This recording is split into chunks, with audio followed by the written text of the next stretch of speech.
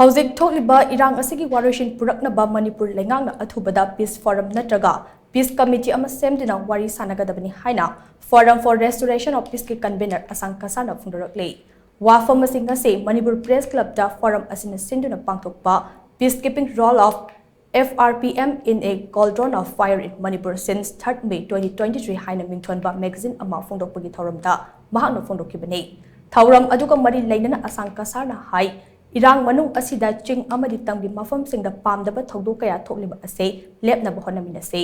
thodok sing asina thokliba irang ase hena mai chaknabagi machak amo oire lambida lakpa gari munba amadi sel lawkre haiba thodok sing asina punna hingminnabagi wakhalonda ikaiba pibaga manare lambida chathok tasin tawriba gari singda nomai kapsinba amade mi phaba punba tawrakpa kaya asina Leingak luchingba amadi CSO singna irang loishinaba honariba asida akaiba piba amagum thokle mi phaba fuba amadi gari munbagi thabak tawrakpa haibase lamdam asida tangdu laitaba puraknaba honariba singda ayatba pibane Manipur nungsiba ngamloi Manipur kahelsi haibagi fibamda leirabadi sengna haibiro aikhoisu lamdam asida tangdu laitaba fibam puraknabagi pandamda honariba pumnamak toklage aikhoina paikatliba thabak sing mamal leitabagum lawrakpadi nungaite haina Ashang Kasar na makatana phongdokhe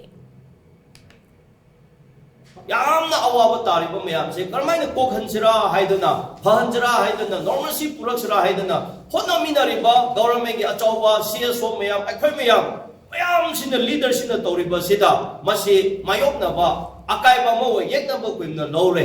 oire aduna khara pharakre hairaga hetta lambi da pamda ba ma thokpa gari hurang kre haiba mi phure haiba sina maram oiraga mi phagre haiba maramna asina aikhoida amuka hena akoigi peace thabak tobada ayek akaiba